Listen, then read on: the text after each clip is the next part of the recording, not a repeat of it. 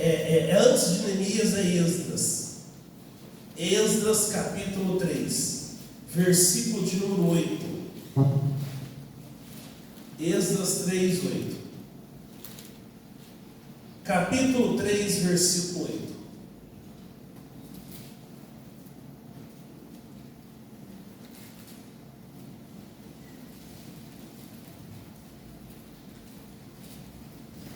Se você tem dificuldade, ainda não apareceu aqui na tela ainda não.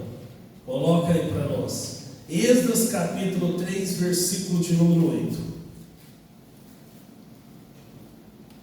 Eu vou começar aqui, depois eles colocam lá. Diz assim: e chegando o 7º mês, e estando os filhos de Israel já nas cidades, ajuntou-se, eu estou lendo o capítulo, o versículo 8. E no dia seguinte, e no segundo ano da sua vida, a casa de Deus, e no segundo ano da sua vinda, a casa de Deus em Jerusalém, no segundo mês, Zorobabel, filho de Sealtiel, e Jesua, filho de Josadaque, e os outros seus irmãos, os sacerdotes, os levitas, e todos que vieram do cativeiro a Jerusalém, aviassem a obra da casa do Senhor, e construíram os levitas da idade de 20 anos para cima, para que a dirigissem.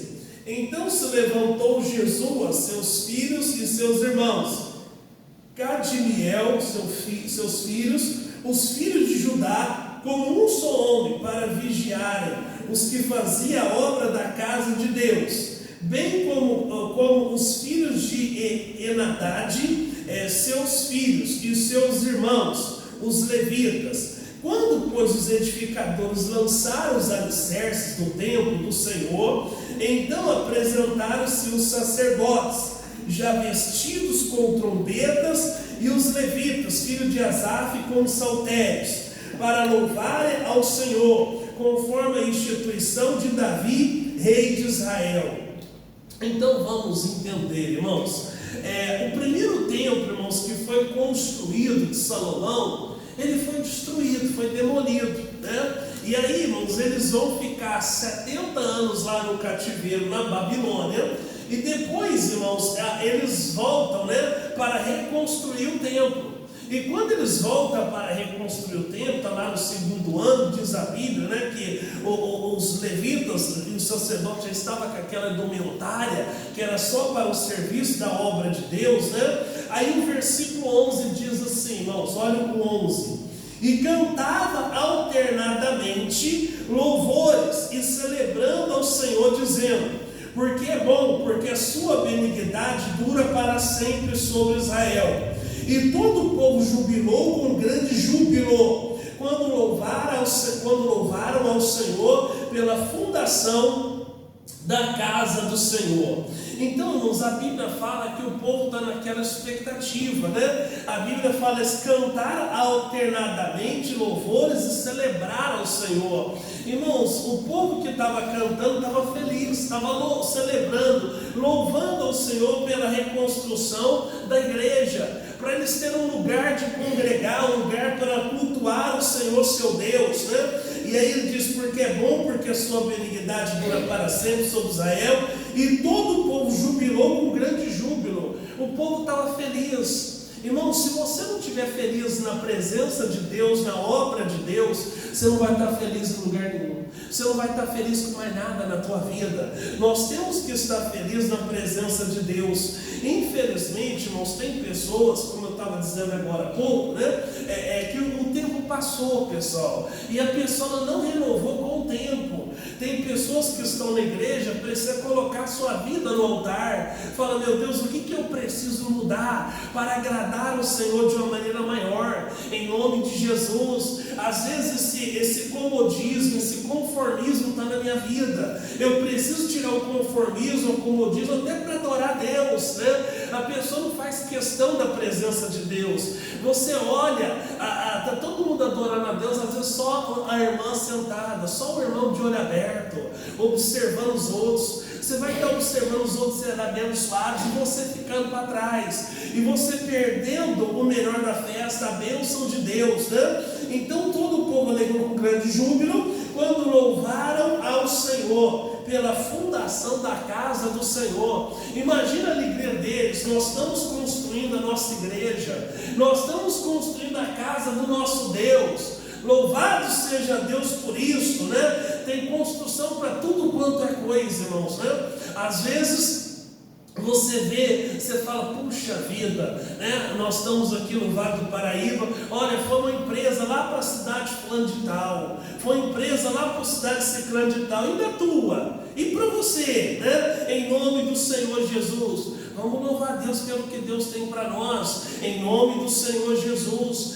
Aí o versículo 12: porém muitos dos sacerdotes, levitas e chefes dos pais, já velhos, que viram a primeira casa sobre o seu fundamento, vendo perante os seus olhos essa casa, choraram em altas vozes. Mas muitos levantaram as vozes com júbilo e com alegria. Então, irmãos, olha o que aconteceu. Nós temos uma mistura, uma mescla de emoções.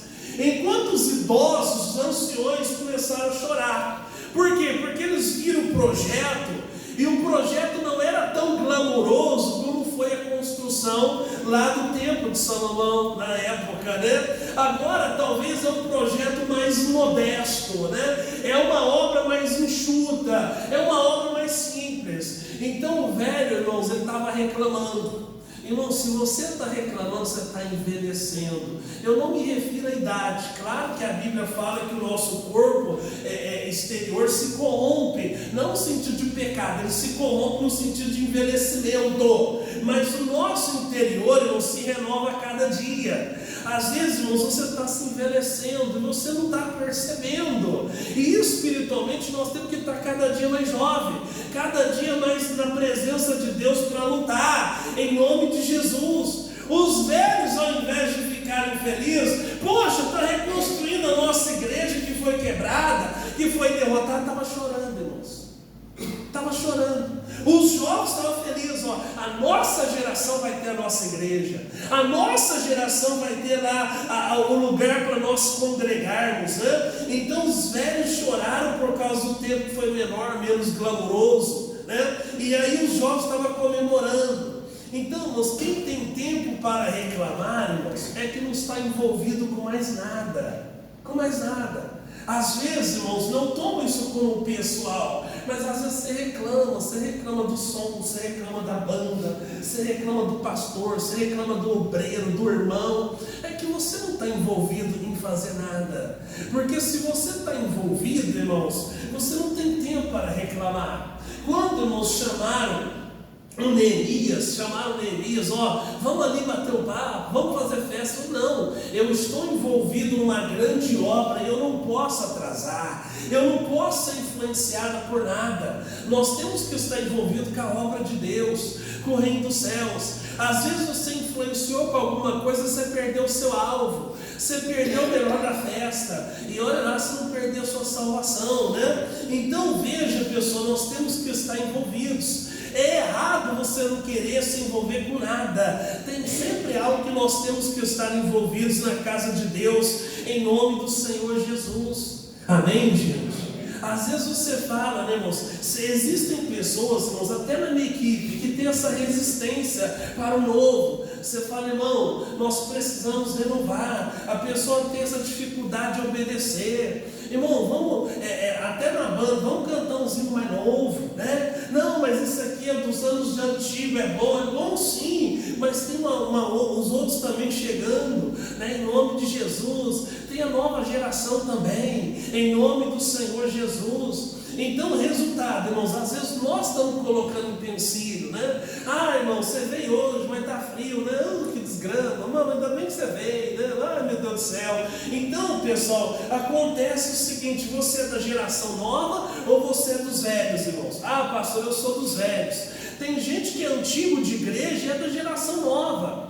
O nosso missionário sempre fala o seguinte, falou, show da fé, hoje você vê, irmão, são 50 minutos, lá tem novela da vida real, o missionário responde 2 perguntas, tem o momento do patrocinador, tem lá o especial de missões, tem a nossa TV, ele fora, passa os testemunhos das campanhas que ele tem ido, isso tudo em 50 minutos, pessoal. Ele sempre disse que tudo é uma forma de pregar o Evangelho, né? Em nome do Senhor Jesus. Hoje, irmãos, se nós ficarmos com as mesmas liturgias do culto que tinha nos anos 80, a gente fica para trás. Por quê, irmãos? Porque está chegando, a geração jovem está antenada na tecnologia, está antenada aí nessas novidades, né? Nas mídias sociais. Então nós temos que usar isso para evangelizar, para pregar a palavra de Deus em nome do Senhor Jesus, né? Às vezes você vê, o pastor coloca os versículos na tela, coloca o testemunho, coloca o evangelismo que está fazendo, às vezes uma novela da vida real também já coloquei. Então, às vezes a pessoa tem que estar feliz com isso, as novidades que estão chegando, e temos que usar para a obra de Deus em nome do Senhor Jesus. Às vezes existe uma resistência, a pessoa está resistindo, e quem resiste, irmãos, às vezes vai ficar para trás. Uma empresa que resiste a não entrar na tecnologia, na modernidade, ela gasta mais dinheiro, ela fica mais para trás, porque hoje, irmãos, a empresa está fazendo o seguinte, ela está investindo em tecnologia, está investindo em maquinária, equipamento, em robô. Às vezes onde dava emprego para 50, irmãos, só 2 trabalham, porque está tudo informatizado, está tudo robotizado. A mesma coisa na obra de Deus. Eles deveriam estar felizes. Olha o que diz aqui o versículo 12: porém, muitos dos sacerdotes, levitas e chefes dos pais, já velhos, que viram a primeira casa sobre o seu fundamento, vendo perante os seus olhos esta casa, choraram em altas vozes. Mas muitos levantaram as suas vozes com júbilo e com alegria. Na nossa igreja, irmãos, né, há essa previsão no nosso ministério, de período em período. Essa obra é de Deus, é Deus que põe, Ele que tira. Há as transferências de pastores, por exemplo. Se eu não falo para você sobre isso, se eu não preparo você sobre isso, às vezes quando eu vou embora, você fala, não, o pastor Souza era meu herói. E dessa maneira, o que eu vou ser agora sem o pastor Souza? O que você vai ser sem Jesus, irmãos? É Jesus que é Senhor da tua vida, em nome de Jesus. Aí, irmãos, troca-se, digamos que hoje é o primeiro dia aqui. Aí eu falo, não, nós vamos colocar esse ramo de trigo, nós vamos colocar aqui. Aí chega a irmã e fala, não, pastor, o outro pastor colocava o lugar dele aqui. Irmão, se trocou, é para que haja mudança. Porque se fosse para deixar no mesmo lugar, não precisaria ser trocado. Entende? Então acontece o seguinte, é para que haja mudança. E a pessoa resiste à mudança. Fala, não, nós vamos fazer o seguinte, nós vamos fazer diferente. Nós vamos dar uma melhorada, uma mudada, tá? Na escala, por exemplo, de quem vai lavar o banheiro. Nós vamos mudar a escala, por exemplo, do evangelismo. Ah, não, mas está tão bom desse jeito. Então fala por você, fala, pastor, às vezes por motivo do meu trabalho, eu não consigo me adequar. Aí beleza, e nós vamos então rever o seu caso. Mas às vezes por causa de você quer que muda todo o planejamento, toda a programação, né? Então, pessoal, a Bíblia fala que os velhos choraram. Às vezes é um saudosismo que a pessoa tem, irmãos. A pessoa parou no tempo. Olha, pastor, nos anos 90, nos anos 2000, pastor. Irmãos, nos anos 2020, nós já estamos em 25. Às vezes a pessoa fala, que coisa boa, que época boa, que alegria. Você parou no tempo, foi bom aquela época? Foi. Mas foi antes do avivamento. Deus está dando algo maior para nós. Aprove a Deus que tem algo melhor para nós agora, em nome do Senhor Jesus. Amém, irmãos? Aprove a Deus que nós estamos melhorando em nome do Senhor Jesus. E glória a Deus por isso, né? Em nome do Senhor Jesus. E aí diz aqui o versículo 13: de maneira que não discernia o povo as vozes do júbilo de alegria das vozes do choro do povo, porque o povo jubilava com tão grande júbilo, que o som se ouvia de muito longe.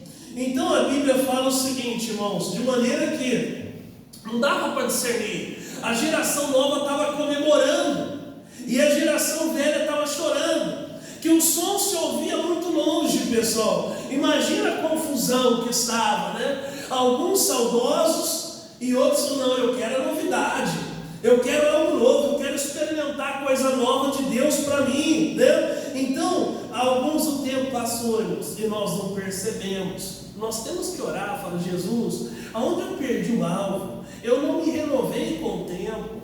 Eu preciso, em nome do Senhor Jesus, me renovar. Eu preciso renovar a presença do Senhor, em nome do Senhor Jesus, para que o Senhor venha abençoar. Há quantos avós, irmãos, você conhece que às vezes reclamam: meu neto não vem na minha casa?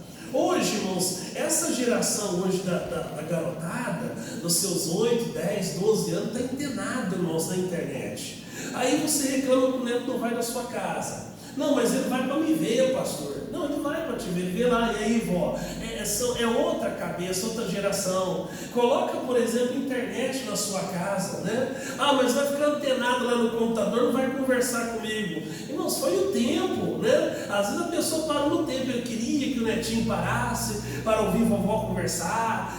5 minutos, 10 minutos no máximo, pessoal. Você parou no tempo, você não soube observar, aprender com o tempo como é que está a coisa hoje, O tempo passou, pessoal. Existem pessoas que têm resistência, por exemplo, de mexer no celular. A pessoa: não, eu sei aqui, pastor, fazer ligação, mas ela não sabe mandar um e-mail, ela não sabe postar algo nas mídias sociais, Por quê, irmãos? Porque essa resistência. Às vezes o pastor quer mandar uma mensagem por exemplo, para despachar para todos os membros, ou o pastor quer mandar uma mensagem no grupo do WhatsApp, a pessoa fala: não tem isso não, Deus me livre, isso não entra na minha cabeça. Assim também é na igreja, pessoal. Assim também é na igreja. Quando o pastor fala: irmão, nós vamos fazer um negócio aqui. Antigamente, irmãos, não havia preocupação, como eu sou das antigas, não havia preocupação na igreja, por exemplo, de você ter um espaço para ter estacionamento. Por quê? Porque a maioria das pessoas vinha na igreja a pé, bicicleta, eram poucos que tinham carro. Hoje, pessoal, não tem espaço para estacionar. Então aprova a igreja ter que fazer, às vezes, contratos, parceria com estacionamentos particulares. Entende? Antigamente, irmãos, lá em 1900 e bolinha, não tinha escolinha na igreja. Hoje, irmãos, há uma necessidade que não é para ser depósito de criança enquanto você ouve a palavra. Você tem paciência de me ouvir eu pregar aqui 1 hora, 2 horas? Criança não, é imperativa. Criança tem necessidade de comer. E hoje não é só um depósito, deixa ela, fique quietinho enquanto não vai ter no culto. Não. Tem que aprender, tem que ensinar a palavra de Deus. A Bíblia diz: instrua a criança no caminho que deve andar, quando ela for adulta, ela não vai se desviar dele.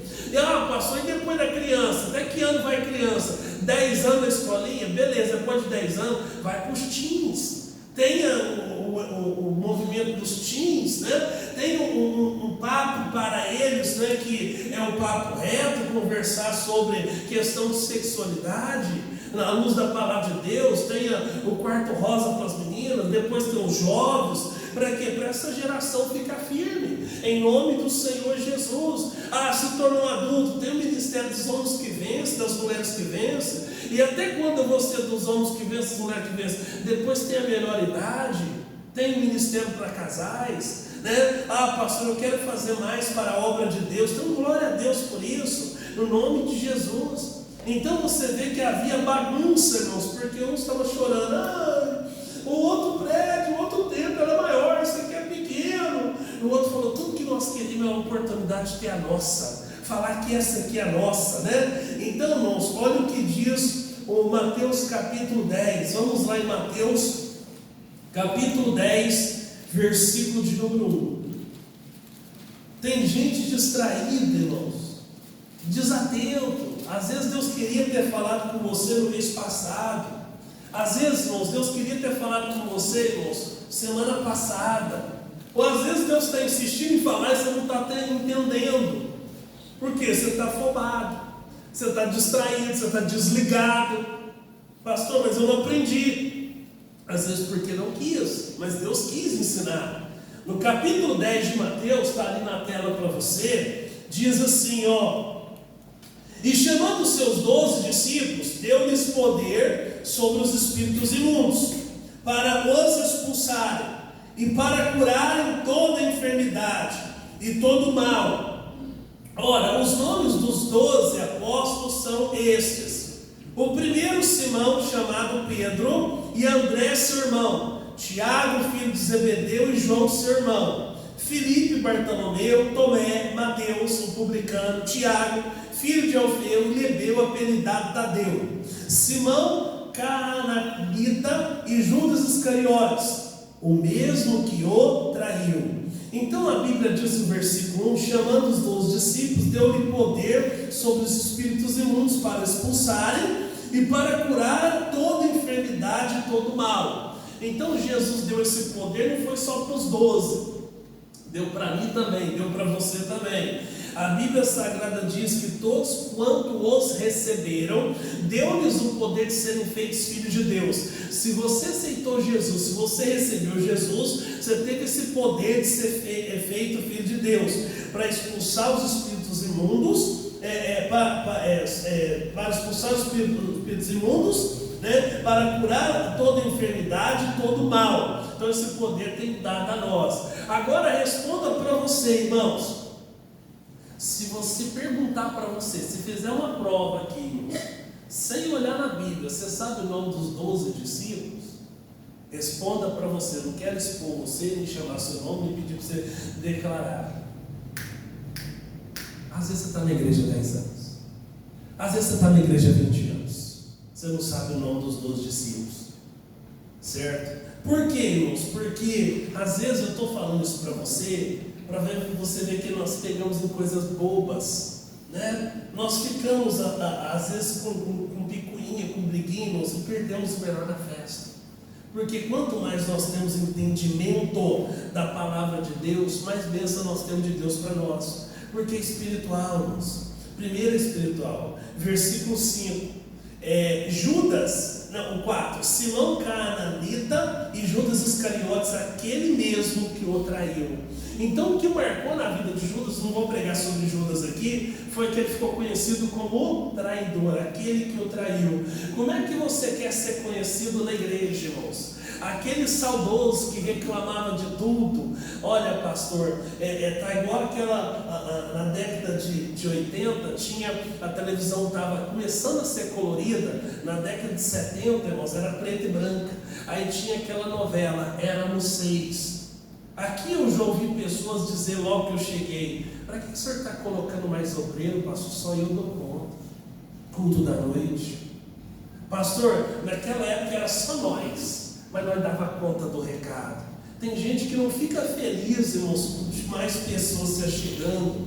A Bíblia diz que a seara é grande, mas poucos são ceifeiros. A Bíblia manda nós rogarmos ao Senhor da seara que envia mais ceifeiros. Por quê? Porque eu não consigo salvar a cidade todinha, irmãos. Nem você. Então nós precisamos de parceiros, que Deus levanta mais, em nome do Senhor Jesus. Nós não temos que dificultar aqueles que estão começando, nós temos que favorecer, facilitar a vida deles para chegar até nós, em nome do Senhor Jesus. Às vezes nós estamos colocando um jugo pesado demais sobre o ombro das pessoas. Aí diz aqui, como que você quer ser conhecido, irmão? Judas ficou conhecido como aquele que o traiu. É você conhecido como a novidade, ou você é conhecido como aquele antigão lá que nós vimos que estava chorando? Versículo 5.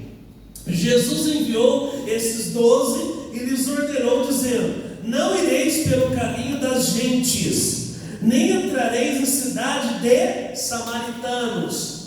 Irmãos, pensa comigo. Jesus veio para morrer na cruz, certo?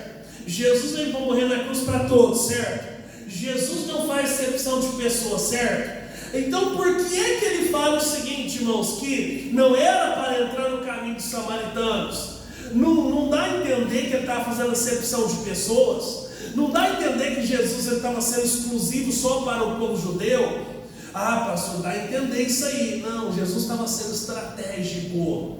Por quê? Porque a maioria dos discípulos, irmãos, eram pessoas humildes, ali, analfabetos, pessoas, irmãos, que viviam em comunidades ribeirinhas. Então o tipo de pessoa que você se parece é o tipo de pessoa que você consegue ganhar para Deus, irmãos. Então não perca tempo lá com os doutores da lei, não vai discutir com eles não. Às vezes você perde tempo, fala: eu quero discutir Bíblia, pastor. Irmãos, ao invés de você discutir Bíblia para quem já conhece, irmãos, vai pregar para quem não conhece. Não perca tempo não. Jesus nos chamou para salvar almas, né? Em nome do Senhor Jesus. E aí o que diz mais, irmãos? Ele falou assim: não entra na cidade de samaritanos, mas ide antes as ovelhas perdidas da casa de Israel. Jesus foi específico: quem vocês se parecem, quem vocês têm condições de ganhar, né? Por exemplo, se eu sou, quem que eu convivo? Eu trabalho na fábrica, pastor. Então meu convívio, eu consigo trazer pessoa da fábrica para Jesus. Pastor, eu sou motoboy, então você consegue trazer motoboy para Jesus. Eu sou advogado, você consegue trazer colegas seus para Jesus. É o seu convívio social, é isso que ele estava dizendo. E aí ele diz aqui no verso 7: indo pregar e dizendo: é chegado o reino dos céus, curai os enfermos, purificai os leprosos, ressuscitai os mortos, expulsai os demônios, de graça recebeste e de graça dai. Não possuais ouro nem prata, nem cobre em vossos cintos. Jesus deu para eles a missão: ide, pregai. Vocês têm que falar que o reino de Deus está chegando. E ele diz o seguinte: cura os enfermos, purifica os leprosos, ressuscita os mortos, expulsa os demônios, não cobra nada, de graça vocês recebem, de graça vocês dão. Aí ele diz: não possua ouro, prata, nem cobre, nem vosso cinto. Ou seja, não tem uma reserva, não tem um plano B, não tem uma carta na manga, né, se você vive exclusivo para o Evangelho. Nem alforje para o caminho, nem duas túnicas, nem alparcatas, nem bordão, porque digno é o operário do teu salário, né? E aí ele fala no versículo 11: e em qualquer cidade ou aldeia em que entrardes, procurai saber quem nela seja digno, e hospedai-vos aí, até que vos retire. Então ele falou assim: procura chegar no lugar, e se te receber lá, hospede lá, né? Até que você vai embora de lá. Então houve essa recepção. Muitas das vezes essa recepção não é você abrir a sua casa para receber a pessoa. Às vezes a recepção é no coração.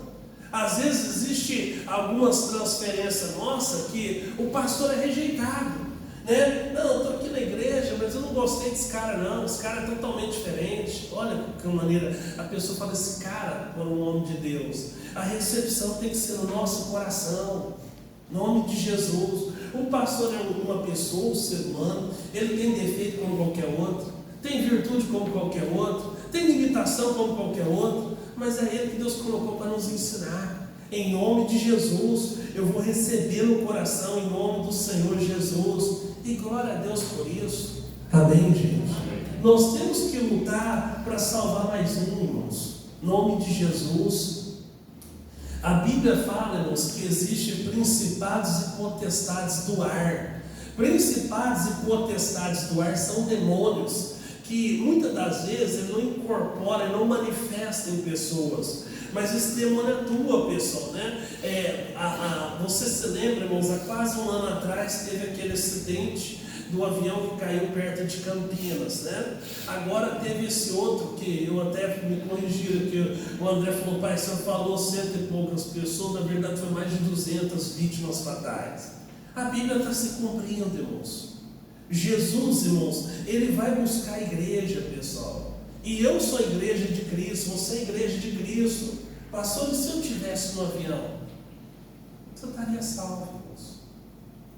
De vez em quando acontece uma sequência, por exemplo, eu não sei se você já observou, aconteceu um acidente de ônibus de estudante, há uma sequência de acidente de ônibus de estudante que não vai uma vítima só, vai vários. Aconteceu um acidente aéreo, aí há vários. É um espírito que atua na potestade do ar. Nós temos que orar, repreender isso em nome do Senhor Jesus. Ô pastor, aqui nós estamos aqui na BR-116, que corta o nosso município. De vez em quando é muito acidente do lado de lá, ou de vez em quando é no sentido do lado de cá para São Paulo, no sentido do Rio de Janeiro. A gente tem que orar. Nós fomos colocados para isso. Ao invés de você reclamar, aquilo que você identificou, você pode orar, pode mudar em nome do Senhor Jesus, para que Deus venha abençoar. Irmãos, todas as coisas, coloca em Romanos 8:28. Você não precisa abrir, nós já vamos orar. Romanos 8:28. Olha o que diz aqui, Romanos capítulo 8, versículo 28. Cadê Romanos aí, irmão? Vou procurar aqui na Bíblia, Romanos 8, 28. Capítulo 8, versículo 28. Diz aqui, ó. Atos dos Apóstolos Romanos 8, 28. Diz assim, ó. E sabemos que todas as coisas contribuem. Tem uma Bíblia que fala coopera juntamente para o bem daqueles que amam a Deus, daqueles que são chamados pelo seu propósito. Tem uma Bíblia que fala pelo seu decreto. Então tem coisa que nós não entendemos, irmãos. Você fala, puxa, na hora eu não entendi. Mas, irmãos, ela contribui para o bem daqueles que amam a Deus, contribui para o bem daqueles que são chamados para o seu decreto.